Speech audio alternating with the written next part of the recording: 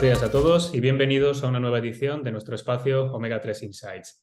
Hoy vamos a hablar precisamente sobre el omega 3 en el papel que tiene en la prevención y el tratamiento de patologías cardiovasculares.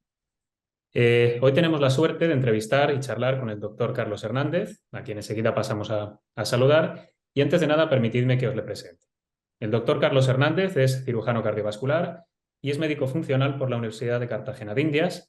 Tiene un máster en nutrición clínica en medicina por la Universidad Cardenal Herrera y en la actualidad, como comentaba, trabaja como cirujano cardiovascular en el Hospital Universitario de la Fe, en Valencia, donde desarrolla su trabajo con gran vocación y dedicación. El doctor Hernández trabaja en prevención y reversión de enfermedades crónicas, especialmente las cardiometabólicas, como son diabetes, dislipemias, síndrome metabólico, hipertensión, obesidad, entre otras muchas. Y para ello, pues sigue un abordaje y un tratamiento individualizado para cada paciente. Doctor Hernández, es un placer tenerte hoy aquí, saludarte y poder conversar contigo. No sé si quieres ¿Qué, añadir algo más a la presentación y comentábamos.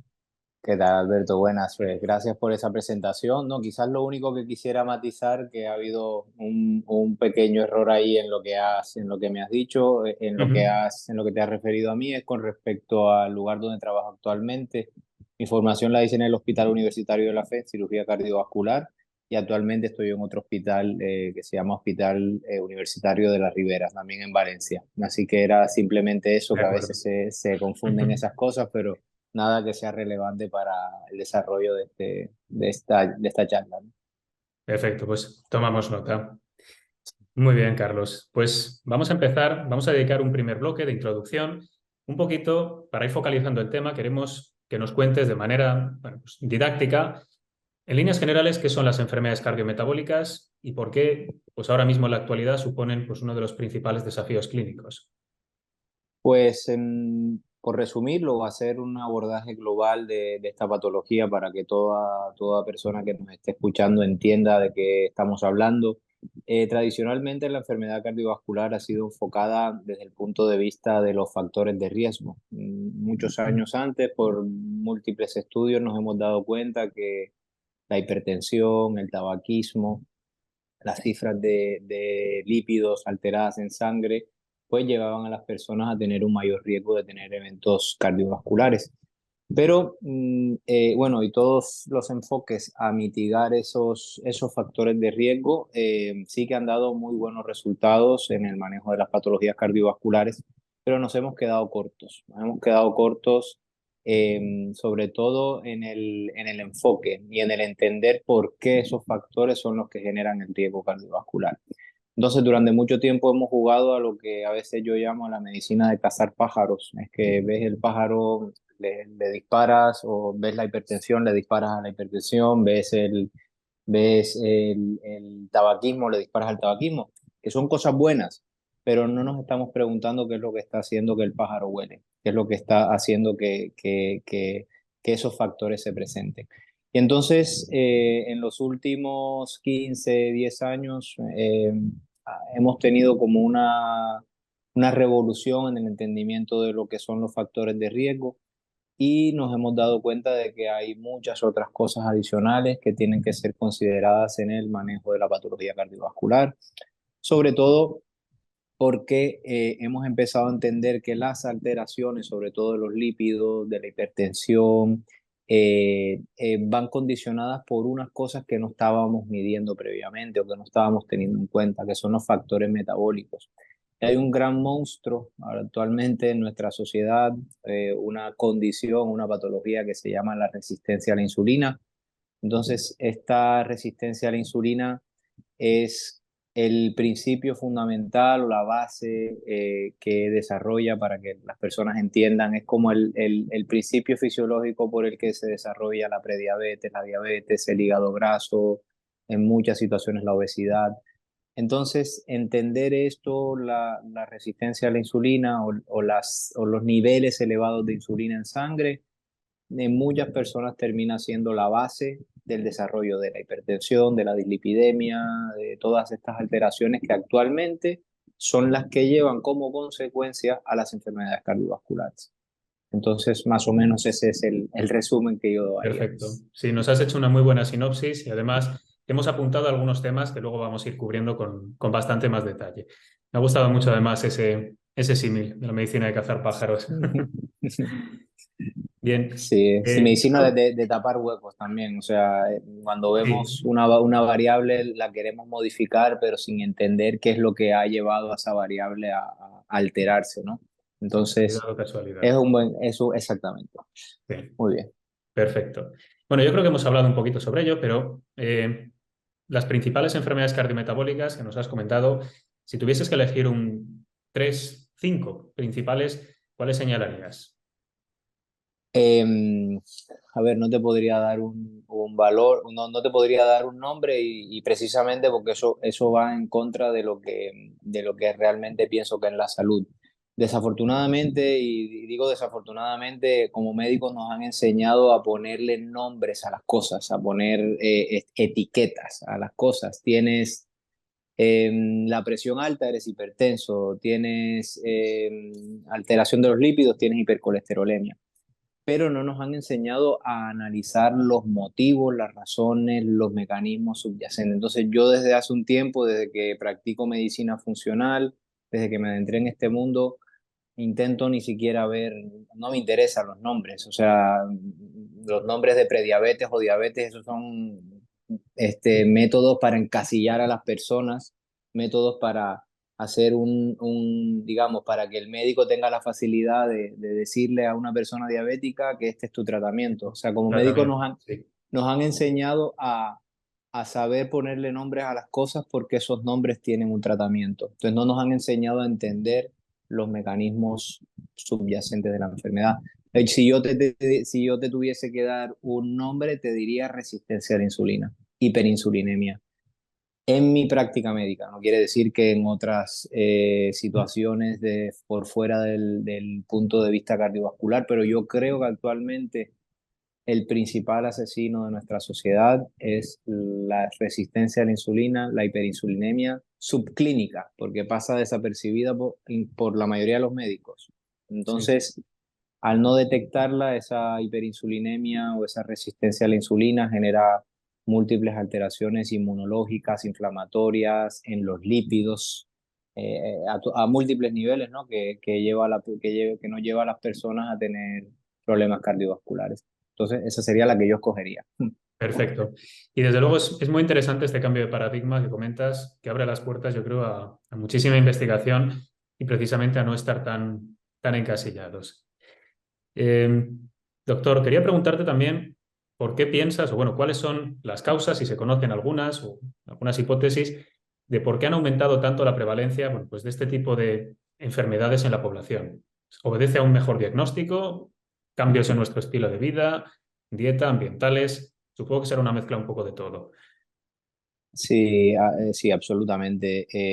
Mirar, desafortunadamente, durante mucho tiempo hemos tenido como una mirada monolítica, sobre todo la enfermedad cardiovascular. Hemos tenido una mirada demasiado sesgada, mirada en poquitos focos, sobre todo y demasiado condensada en el tema del colesterol, el LDL colesterol.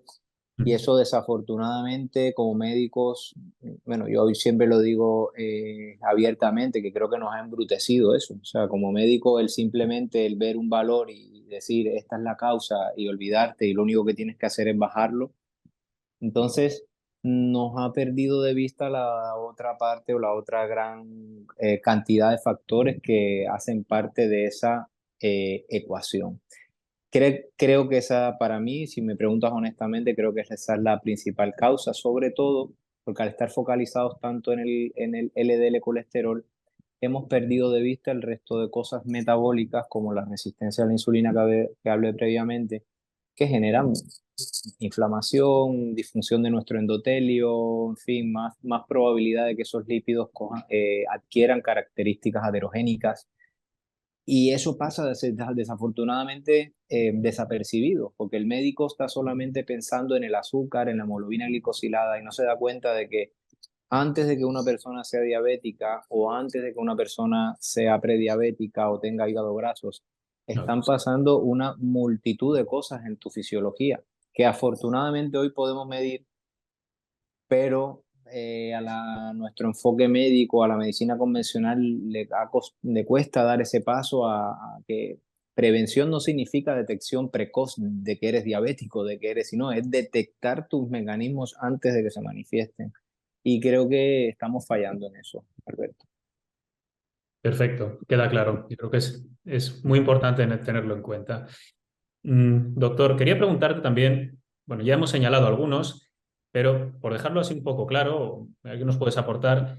¿Cuáles señalarías o cuáles dirías que son los principales factores del riesgo cardiovascular? Desde luego que tendremos aquí mucho campo para hablar de alteraciones lipídicas. No sé qué otros nos podrías añadir. Yo cuando, a ver, voy a hacer el intento de pensar que estoy hablando con un paciente y siempre intento hacer ese ejercicio con alguien que me pregunte por qué es lo que tengo que tener en cuenta, ¿no? Yo siempre le intento explicar a las personas que para ver la patología cardiovascular hay que entender todos los mecanismos implicados. Y esa enfermedad, la aterosclerosis, que es el mecanismo fundamental de las patologías cardiovasculares, es un proceso en el que están implicados en grosso tres factores. Factores de los lípidos, yo lo intento explicar como si fuese un trípode. Tienes tres Ujú. patas, tres grandes patas. Una de esas patas son los lípidos, otra pata es la función del endotelio, que el endotelio es esa capa que recubre todas nuestras arterias. Y por otro lado están los factores inflamatorios e inmunológicos. Entonces, hay factores de los lípidos, de los propios lípidos, que los hacen más propensos a que puedan traspasar esa barrera de protección que tenemos en nuestras arterias y que los lípidos se empiecen a acumular ahí en el espacio subendotelial. También hay factores del propio endotelio, o sea, factores, un endotelio dañado, un endotelio sin mecanismos de repeler a los lípidos, hace mucho más propenso a que cualquier LDL, cualquier colesterol, molécula, lo que sea, pueda traspasarlo.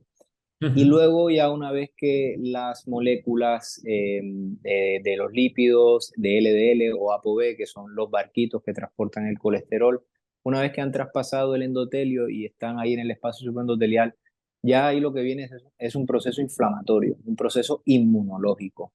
Entonces, el que la persona tenga la capacidad de no hacer una inflamación crónica, de no hacer un proceso que una culebra que se muerde la cola, que se retroalimenta, es importantísimo a la hora de poder prevenir, tratar o como lo quieran llamar, ¿no? Para mí esos tres factores tienen que ser abordados en cualquier persona, tanto en el tratamiento como en la prevención, y con el mismo nivel de determinación. No puedo fijarme solo en el colesterol o en el LDL y dejar de lado la inflamación y dejar de lado la función del endotelio. Perfecto, queda claro. Luego volveremos un poquito a hablar sobre el colesterol, sobre inflamación.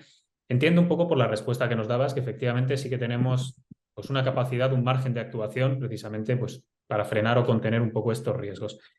Te quiero preguntar por uno que a mi juicio yo creo que es clave, es el tema de la nutrición y concretamente, ya que hemos abordado un poco este tema, el perfil de los ácidos grasos.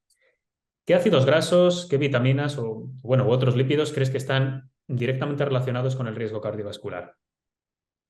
Bueno, eso es una difícil respuesta, la verdad, porque a mí y creo que nadie la tiene y a veces creo que hablamos de más, digamos, sobre las pruebas que realmente tenemos al respecto. Para hacer lo que es bastante complicado de explicar, sencillo, digamos que se ha determinado durante mucho tiempo que tener el colesterol que mal llamamos colesterol malo, el LDL colesterol elevado, genera un riesgo cardiovascular, genera riesgo cardiovascular, perdón, y eso está claramente establecido en la literatura científica. Entonces, si nos vamos a, digamos, como a ver cuál es el perfil de nutrición que hace que esos ácidos grasos se eleve, digamos que el LDL colesterol se eleve o que baje, tenemos que los ácidos grasos saturados o las grasas saturadas, por así Ujú. decirlo, dentro Sí, de la alimentación en, digamos, en un porcentaje de la población hace que ese LDL colesterol se eleve. Más adelante hablaremos de las nomenclaturas del LDL y ApoB, yo porque siempre intento alejarme de este tema del LDL colesterol, porque es un marcador increíblemente impreciso para poder determinar el riesgo. pero a grosso modo para que me entienda quien me está escuchando. Entonces, las grasas saturadas tienden a elevar este marcador y si nos seguimos monolíticamente pensando que es el LDL colesterol es un marcador de riesgo en cualquier situación, pues tendríamos que decirle a la población que el consumo de grasas saturadas pues aumenta este marcador. Pero el tema está es que digamos, no tenemos la evidencia desde el punto de vista de la nutrición para decirle con total robustez a una persona, oye, es que el que consume grasa saturada se le eleva el colesterol, perdón, le da más eventos cardiovasculares. Sé que es complicado, tú entenderás también que estás en este Sí, mundo, a veces la correlación con la, digamos, con la causalidad es increíble y creo que a veces tomamos muchas afirmaciones como causales. El tema de los ácidos grasos saturados es un tema que está en mucho debate, si sí, si no. Yo me preferiría centrar acá en lo que quizás es más de nuestra charla, es el claro beneficio que hay en el consumo de los poliinsaturados, sobre todo omega 3, en la prevención del riesgo cardiovascular. Esto creo que ya es inequívoco. O sea, aquí en este apartado, en el de acá, no hay quizás debate con respecto a que claramente es mejor tener un consumo más alto de ácidos grasos poliinsaturados de la serie omega 3 de ambos, pero si tuviese, o sea, tanto de omega 6 como de omega 3 porque a mí no me gusta satanizar a los omega 6 creo que es algo que también que se no, hace desde luego, eso no. con frecuencia en estos momentos, pero que claramente en el contexto en el que se encuentra nuestra población actualmente, con un excesivo, muy excesivo consumo de omega 3, de omega 6, en una situación en la que estamos inflamados, en la que muchas de nuestras enzimas están haciendo que nuestro cuerpo coja ese omega 6 y lo meta más en ácido araquidónico, pues claro que iría mucho más a favor hacia un consumo de ácidos grasos poliinsaturados, pero de la serie omega 3 para un poco contrarrestar eso. Entonces, ahí en ese aspecto, Alberto, tú eres el experto, pero desde mi punto de vista tengo muchas menos dudas del papel fundamental o importante que tienen que cumplir estos omega 3 en la nutrición de los seres humanos en la actualidad. Queda claro, Carlos, perfectamente. Bien, mira, tenía una pregunta reservada, aunque yo creo que la hemos abordado, precisamente hablando del colesterol. Yo creo que ha quedado bastante claro que no es el único responsable de la película, es decir, de la enfermedad coronaria mortal. Hay muchísimos otros factores de riesgo que contribuyen a ese proceso, a ese riesgo heterogénico.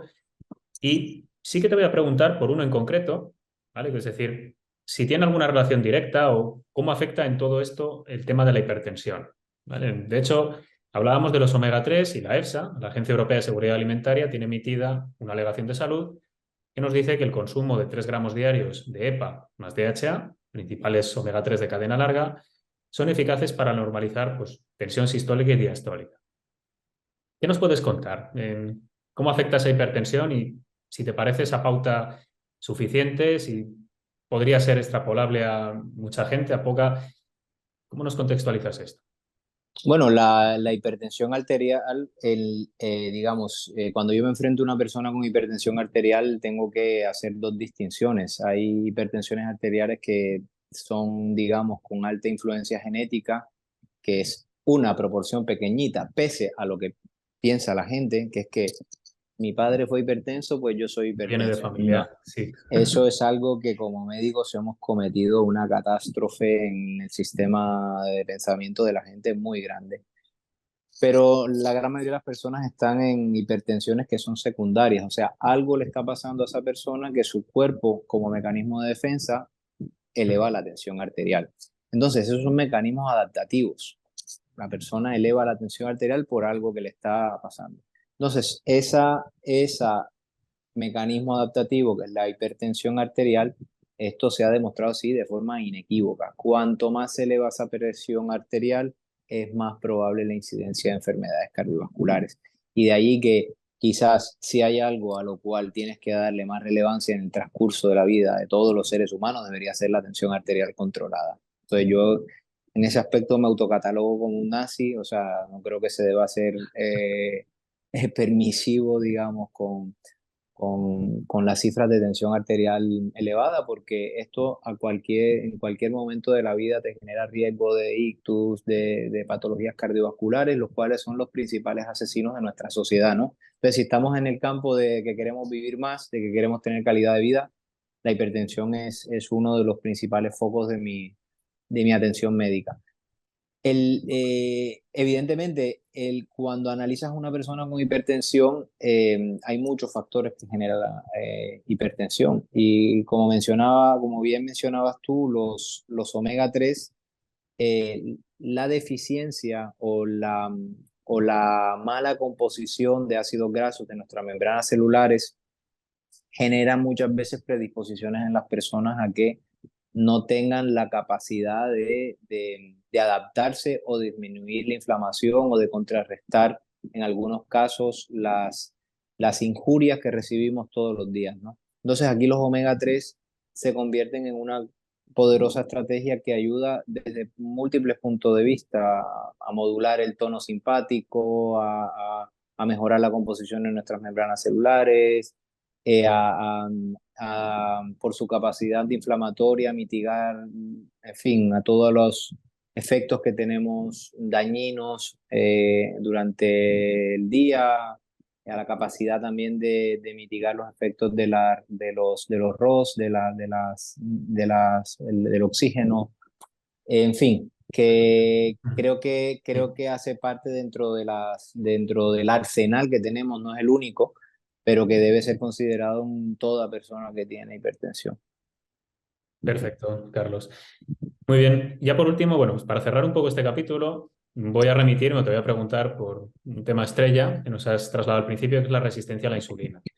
Si estoy en lo cierto, tal y como hemos hablado, la resistencia a insulina podemos considerarlo un estadio previo a la diabetes, tal y como hablábamos, y quería preguntarte si en esta situación los ácidos grasos omega 3, el DHA y el EPA, pueden mejorar la sensibilidad a la insulina y disminuir, bueno, pues en lo sucesivo el riesgo a que, bueno, pues podamos tener una diabetes mellitus de tipo 2. Vale. Cada vez que lo mismo, me enfrento a una persona con resistencia a la insulina, lo que a mí personalmente empiezo a pensar directamente es en las causas, en lo que ha llevado a esa persona a eso. Entonces, la resistencia a la insulina tiene muchas causas, pero por resumirlas, las grandes y las importantes es nuestra alimentación, una alimentación inflamatoria, con déficit de muchos nutrientes, muchas veces cargada en azúcares refinados, en fin, alimentos procesados. Luego tenemos la pobre actividad física, el estrés físico y psicológico y la falta de sueño. Digamos que esos 4 o 5 son los principales factores que llevan a las personas a tener resistencia a la insulina. Generalmente, el abordaje de la resistencia a la insulina, si no te focalizas en estas 4 cosas, puedes estar dándole lo que tú quieras a la persona. Lo que estás es haciendo, disparándole a los pájaros. Estás disparándole a los pájaros. No estás preguntándote más nada. Entonces, dentro de las herramientas que tenemos también para ayudar a las personas en este aspecto, los omega 3 también entran a la escena de forma importante. Sobre todo porque también se ha demostrado por múltiples estudios que la modificación de las membranas celulares de nuestras células con más composición de ácidos grasos omega 3 mejora la sensibilidad a la insulina. Esto se ha demostrado en múltiples estudios. Y también mejora otro perfil, que es lo que pasa en los diabéticos. Los diabéticos tienen una gran producción de triglicéridos a nivel hepático. Cuando tú pones omega 3 se disminuye la cantidad de triglicéridos que es exportado por tu hígado. Y eso a la vez, ya esto es una respuesta un poco más elaborada, un poco más adelantada, pero disminuye también la cantidad de partículas aterogénicas. Y disminuir la cantidad de partículas aterogénicas es otro, o sea, ahí estamos abordando desde múltiples puntos de vista el tratamiento de una persona que tiene resistencia a la insulina y que por eso tiene riesgo cardiovascular. Abordas los lípidos, abordas la inflamación. Entonces abordas 2 cosas al mismo tiempo que son importantísimas para ayudar a esa persona. Queda claro, doctor Hernández. Perfecto. Bien, vamos a continuar en un siguiente capítulo hablando, bueno, profundizando un poquito más en el tema de la diabetes, dislipidemia, obesidad y el síndrome metabólico. Yo creo, bueno, lo hemos cubierto, pero por resumir un poquito, porque esto puede ser de mucho interés para gran parte de nuestros oyentes, eh, existe un importante riesgo cardiovascular en personas diabéticas de tipo 2, esas, digamos que las que no siguen unas recomendaciones clínicas o nutricionales mínimas. Deduzco que la respuesta aquí es rotunda, es un sí, evidentemente como nos trasladabas. Y bueno, si nos puedes añadir algo más, o sea, ¿qué tres, cuatro consejos les darías a estas personas que, bueno, pues ya tienen, como decimos, ese riesgo de diabetes de tipo 2? Yo les recomendaría sobre todo que no miren su enfermedad, su riesgo desde una perspectiva muy focalizada, que entiendan que, que lo que tienen existe grandes probabilidades de revertirse, tiene grandes probabilidades de tirar para atrás, que saquen de su mente eso que le hemos dicho a la gente durante tantos años, que eres diabético y te vas a morir diabético. Eso es una mentira muy grande. Te lo digo por experiencia, porque yo hasta Bueno, hace es cinco además años, una oda al optimismo, es un mensaje muy no, en favorable. serio. Luego, Eh, eh, Sí, sí, o sea, y lo digo con humildad y honestidad, o sea, yo hasta hace 5 años pensaba que un diabético y un hipertenso eran hipertensos y diabéticos, yo no tenía nada que hacer y que no tenía nada que hacer sino darle pastillas para, para sus cosas, ¿no? Hoy ya sabemos que las modificaciones del estilo de vida, que las modificaciones de los factores subyacentes que han llevado a las personas a expresar esas enfermedades, cuando los tratas, cuando los detectas, cuando los abordas, claro que las personas pueden tirar para atrás. No todas, pero claras mejorías puedes tener, o sea, mejorías inesperadas, sobre todo los diabéticos que ya están enganchados a la insulina. O sea, yo todavía es la hora y no conozco un diabético que no haya tratado con esa perspectiva, que no le haya podido quitar la insulina.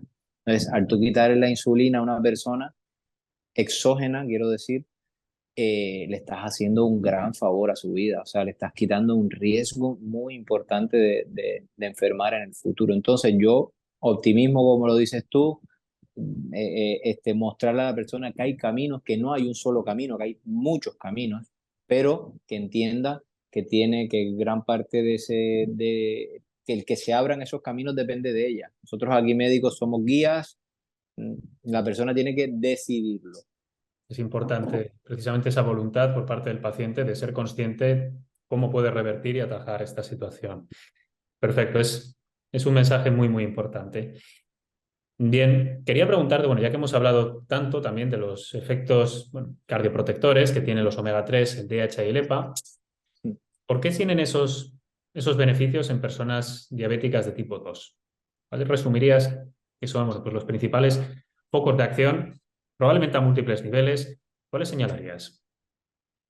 Mira, esto es algo de lo que yo dedico actualmente bastante tiempo leyendo, porque los mecanismos es que no es uno, sino son múltiples y son muy difíciles de explicar hasta cuando lo intentamos hablar entre médicos, ¿no? Ujú.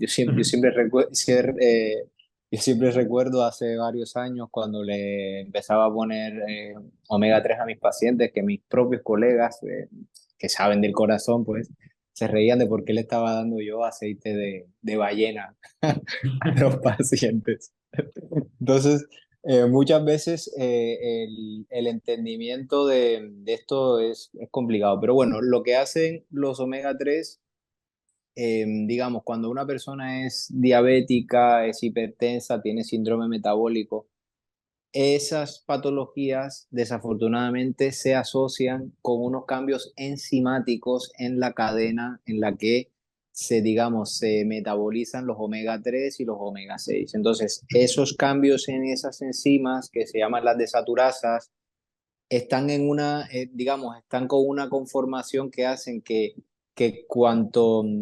si tú no estás con una buena cantidad de omega 3 en el cuerpo, los ácidos grasos que tú consumas puedan irse más por el camino como inflamatorio. Y una persona que ya está con resistencia a la insulina y con diabetes está inflamada por ese proceso en parte, o sea, por ese proceso en parte. Entonces, cuando tú le administras omega 3 a una persona que está en esa situación, le estás mejorando el perfil de composición de los ácidos grasos que tiene en la membrana de sus células y estás favoreciendo al mismo tiempo que esas enzimas empiezan a trabajar en otra dirección, que empiecen a estar un poco más equilibradas. Equilibrados.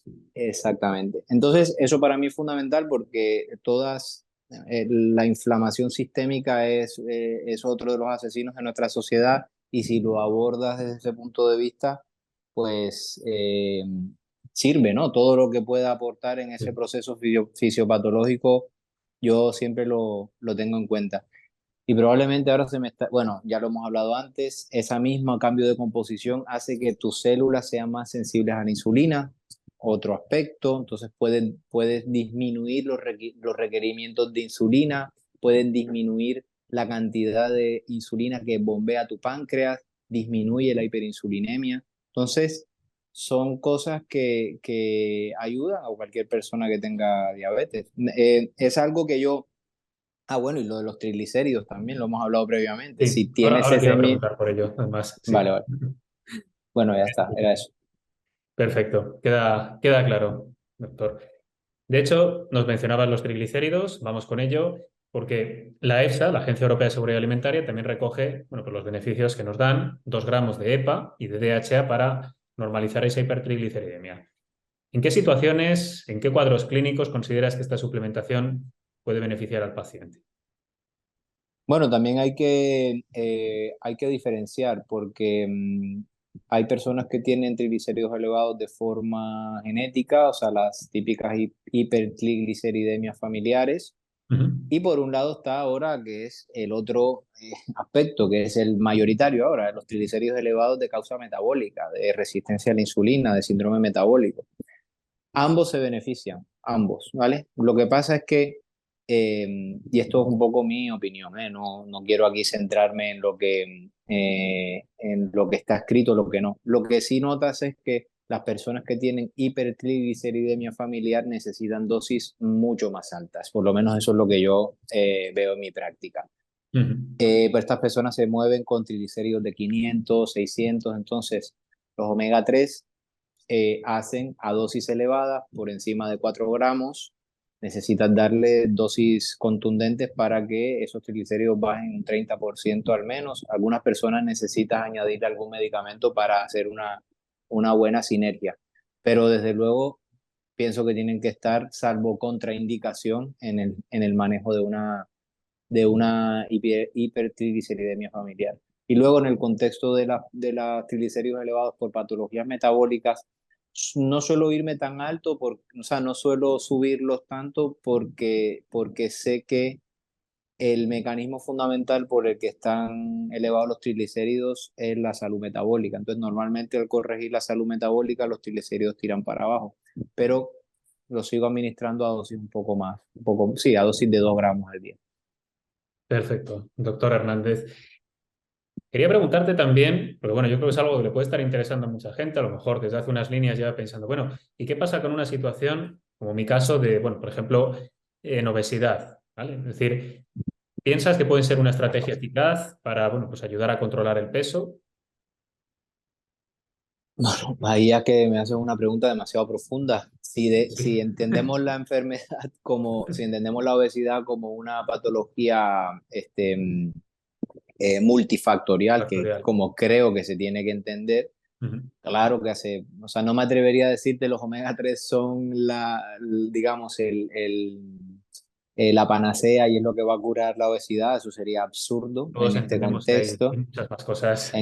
Exactamente, en ese contexto, pero desde luego son una herramienta que nos puede ayudar mucho porque la persona que es obesa generalmente es resistencia a la insulina, generalmente está inflamado y generalmente esa inflamación o esa liberación de citoquinas proinflamatorias que hacen los adipocitos, sobre todo a nivel intraabdominal, genera más resistencia a la insulina y muchos más problemas. Entonces, si tenemos un mecanismo por el cual disminuir la cantidad de citoquinas proinflamatorias o por lo menos ayudar al cuerpo a que se equilibre, creo que sería benéfico para cualquier obeso, ¿vale? Pero como siempre digo, el omega 3 sirve, pero tenemos que abordar las causas Combinación fundamentales. con, efectivamente, un estilo de vida.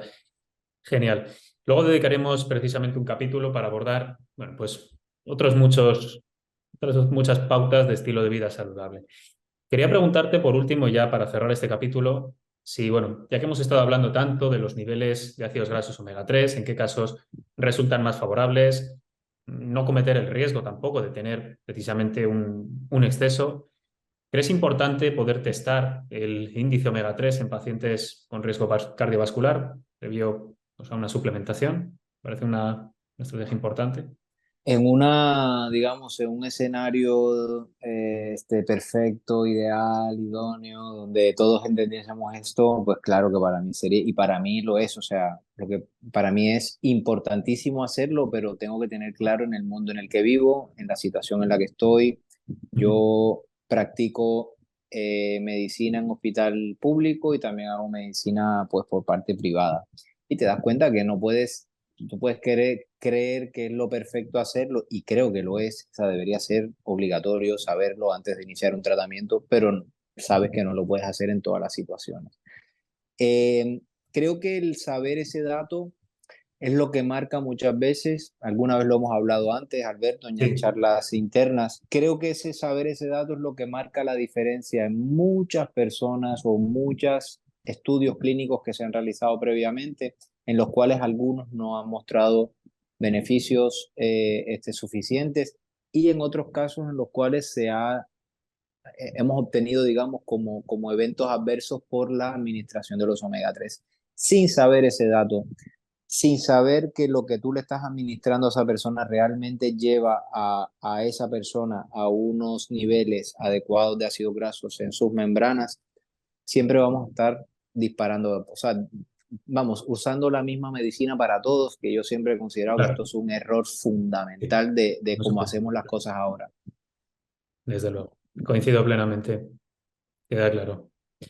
Sí, no, ojalá lo pudiésemos hacer y ojalá esto entrase dentro de lo que tú le puedas pedir a tu paciente en la seguridad social. Ojalá todo fuese así, pero sabemos que es complicado y normalmente tienes que hacerlo por laboratorios privados y Sí. explicarle a Lo la veo así. persona digamos, la importancia que se merece, que ya eso es un tiempo explicarle a la persona Sí. la importancia. Desde luego, entendemos la situación. Perfecto, Carlos. Bien, ya para finalizar, vamos a dedicar un último capítulo donde me gustaría que hablásemos un poco, bueno, o que nos trasladases algunas recomendaciones y pautas, pues, para tener un estilo de vida más saludable. Eh, no solamente, o dejando un poco al margen las patologías cardiovasculares, hemos hablado anteriormente, bueno, pues del papel o vamos, del colesterol, la salud cardiovascular.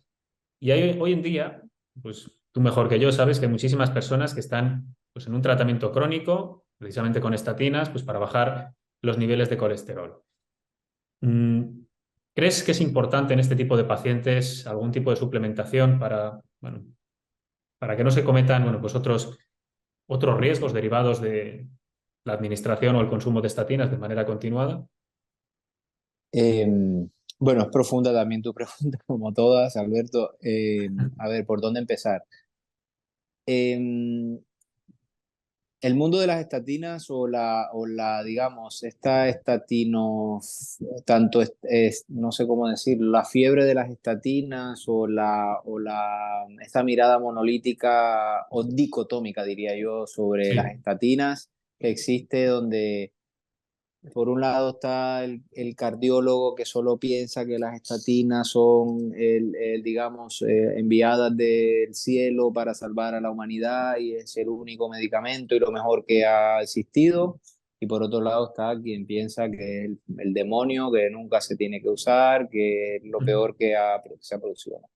La Sí. verdad, como en todas estas situaciones, siempre está en el medio, en los contextos, en entender en qué nos pueden ayudar y precisamente me está veniendo a la mente ahora un paciente que tuve ayer por la tarde que estaba intentando convencerla de que necesitaba tomar las estatinas, de que tenía que tomarlas porque tenía una hipercolesterolemia familiar en donde el riesgo y el beneficio, que este es el análisis que muchas veces no se hace. Tienes que analizar el riesgo, el beneficio. O sea, siempre tienes que, si no le pongo este medicamento, ¿qué pasa? Y si se lo pongo, ¿qué pasa? Pues en esta persona el beneficio iba claramente hacia la administración. Una persona con hipercolesterolemia familiar está con cifras de partículas de LDL muy elevadas, con colesteroles muy altos, ApoB muy alta. En ese contexto, para mí es fundamental. O sea, yo creo que no hay discusión. Lo mismo que una persona que ya tenga un evento cardiovascular previo. Creo que no se tiene ni siquiera que llegar a esa consideración. Luego están los otros puntos, que es la prevención primaria, el paciente que no ha tenido ningún evento cardiovascular, los que tienen ligeras elevaciones del colesterol, donde aquí, digamos, es un mundo ahí muy gris donde se permiten como otras visiones o otras consideraciones. Pero al que yo le tengo que poner las estatinas, tengo que ser consecuente con que estos medicamentos generan efectos adversos. Y si yo como médico no los acepto, pues no me voy a dar cuenta. ¿Qué es lo que pasa? Que el médico, el super creyente de las estatinas, como creen que son enviadas de Jesucristo, no quiere ver o no quiere aceptar que tiene efectos adversos. No los mide, no los tiene en cuenta, no los analiza. Entonces, pueden tener riesgo en las personas de diabetes, tienes que controlar que la persona no se genere resistencia a la insulina y luego tienes que entender que las estatinas afectan muchos procesos dentro del cuerpo, entre ellos disminuir la cantidad de coenzima Q10 y la cantidad de coenzima Q10 que tiene que si tú afectas eso, estás afectando múltiples procesos internos dentro del cuerpo, sobre todo para lidiar con el estrés oxidativo, sobre todo para lidiar con la eficiente producción de energía en la cadena transportadora de Sí, electrones. Entonces, yo claro. siempre lo tengo en cuenta y desde luego yo solamente puedo hablar por lo que hago yo. Toda persona que bueno, la inmensa mayoría y estimado paciente, si se me ha olvidado contigo, te pido perdón porque yo normalmente hago, siempre que voy a poner una estatina, generalmente lo asocio a ubiquinol, coenzima Q10 a dosis un poco altas, ¿vale? Para mitigar ese posible efecto adverso que pueda tener. Perfecto. Te agradecemos mucho, efectivamente, este ejercicio de poner todas las cartas sobre la mesa y precisamente desgranarlo, plantear distintas situaciones. Creo que esto va a ser de muchísimo valor para nuestros oyentes. Bien, ya las últimas preguntas, quería, bueno, abordarlas un poco, cambiar un poco el tema y ¿Sí? hablar, bueno, pues de algunos tipos de arritmias, como hemos comentado anteriormente, a título personal, sobre todo, bueno, pues conceptos o situaciones como la fibrilación atrial, donde se ha descrito, bueno, pues que el EPA y el DHA pueden tener un efecto preventivo, incluso terapéutico. No obstante, y ahora voy a ser yo el que haga un poco el mismo ejercicio que nos trasladabas tú, también hay voces que sugieren que aquí un exceso de omega 3 pues, puede llegar a ser contraproducente, sobre todo en niveles muy altos. ¿Qué recomendarías en estos casos? ¿Consideras importante poder medir, testar esos niveles de omega 3 para poder un poco individualizar esa suplementación? ¿Cómo lo abordarías? Entiendo que hay muchísimos tipos de arritmias y yo aquí acepto mi ignorancia, por supuesto. No, pero es un tema, bueno, de este quizás podríamos hablar más horas de lo que hemos hablado previamente, porque ya es un tema, digamos, bastante más profundo dentro del entendimiento que es los omega 3, ¿no? De esto hay charlas en internet de horas y ni aún así se llegan a conclusiones adecuadas. Entonces, que no pretendo ser yo quien llegue a eso, ¿no? Entonces, para el que me esté escuchando, el tema con los omega, con la fibrilación auricular, digamos, que es la arritmia cardíaca más frecuente y la que afecta con mayor probabilidad a las personas que están por la calle, que es la fibrilación auricular, que es considerada hasta cierto punto benigna, porque es que no te mata, no te da una parada, pero sí la persona lo pasa mal. Tiene que estar ingresando en el hospital de forma frecuente porque se le dispara el corazón, tienen que estar anticoagulados, ¿vale? Entonces el riesgo de anticoagulación genera riesgo a sangrar, en fin, que va encaminado con unas cosas que no tienen nada que ver con que sea benigno. Entonces, anteriormente, hace muchos años, se han hecho estudios para ver si los omega 3 generaban algún efecto, ¿no? En disminuir esto, ¿no? Algunos mostraban que era benéfico, otros que era neutro. Entonces, ese es más o menos como se ha quedado tiempo antes. Pero ahora, desafortunadamente, lo que hemos hablado tú y yo antes, algunos estudios han informado de que de que el riesgo de arritmias se presente, o sea, de que el riesgo de que esta arritmia se presente aumenta conforme aumentas la dosis del omega 3. Entonces, eso ha llevado a que en los últimos 4 años, 2 años, se genere una cierta fobia o una cierta resquemor al momento de administrar los omega 3 en las personas. Ujú. Yo he tenido muchas situaciones con pacientes y simplemente expreso lo que yo digo cuando me enfrento a esta situación.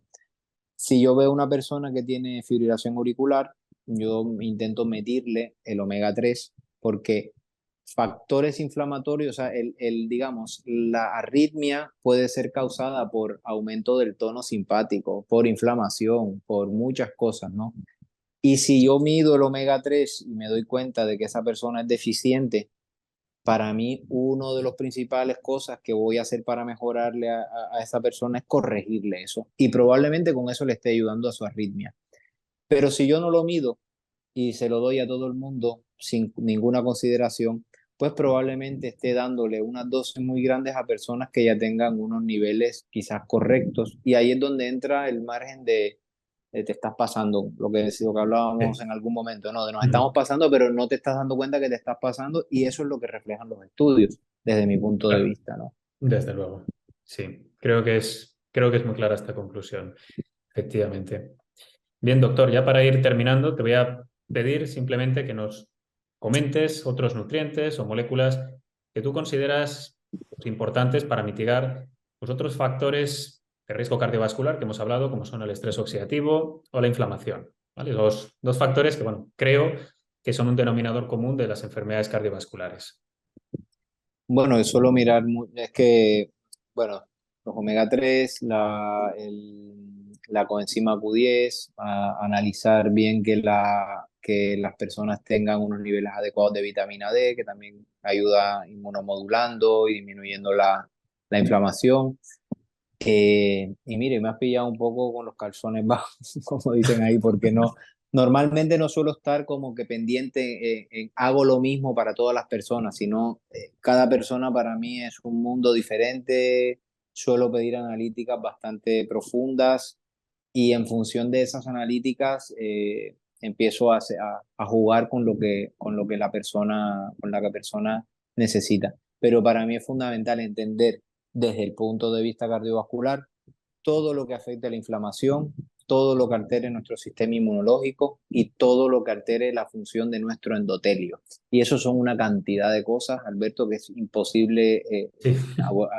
abordarlas, ¿no? Entonces yo es lo que suelo tener en cuenta y con nutrientes, con nutracéuticos, intentar, bueno, la vitamina C también hace parte dentro de mi arsenal, porque es increíblemente inocua para la mayoría de las personas y nos ayuda también a manejar los procesos oxidativos, en fin, a muchas otras cosas. Sí, Y creo que eso sería mi respuesta, sí. perfecto, doctor. Bien, ya por último, y ya con esta pregunta concluimos nuestra entrevista, te voy a pedir tres consejos o tres recomendaciones dirigidas, estamos hablando un poco de que queremos particularizar, pero lo más extensibles posibles a toda la población general, pues para fomentar un estilo de vida saludable y sobre todo pues, para poder trabajar individualmente pues, en la prevención de todas estas patologías cardiovasculares.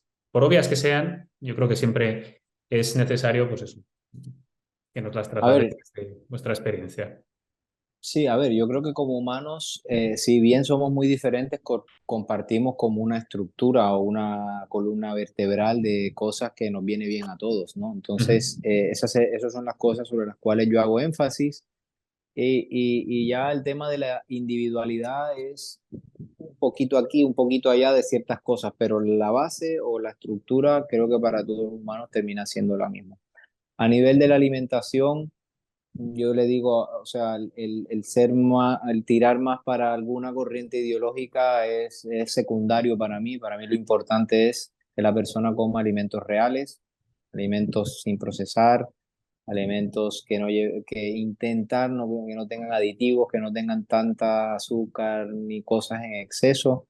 Es fomentar que la persona vaya al mercado a hacer su compra, ¿no? Que esto es algo que se ha perdido donde no hay etiquetas, donde las cosas las vas agarrando de así. Y eso es un consejo que muchas personas me han agradecido, el no ir no ir al supermercado, al Mercadona, aunque, bueno, no hay que ser tan excesivo, ¿no? Pero el fomentar que vuelvan a ir a los mercados, donde no hay etiquetas, no hay empacados, no hay nada procesado, es un buen punto de partida. Ya te digo, en función de la enfermedad que estemos tratando, de lo que queramos corregir, pues tendrás que hacer ciertas modificaciones en macronutrientes, en micronutrientes, en fin. Luego, orientarnos mucho más con los ciclos circadianos. Vivimos en una sociedad que está totalmente alterada desde ese punto de vista. El tema de la luz artificial, los móviles, los ordenadores, todo eso ha generado una disrupción de nuestro ciclo circadiano que, que yo creo que la gente aún no se está dando cuenta de la magnitud de lo que estamos haciendo al cuerpo, ¿no? O sea, nosotros no hemos tenido luz nunca. En los últimos 100 años es que hemos tenido luz por la noche. ¿Ya? Entonces, nuestro cuerpo nunca ha estado acostumbrado a eso. Estamos durmiendo de media 1 hora y media menos que hace no sé cuántos años. Eso genera una cantidad de alteraciones en nuestro sueño, en nuestros procesos de reparación, que luego acaban en enfermedades, como enfermedades neurodegenerativas y cardiovasculares. Entonces, orientarnos, intentar no tener luz por las noches, intentar dormir por las noches, despertarnos por las mañanas, no hacer, en fin, intentar estar orientado con el sol.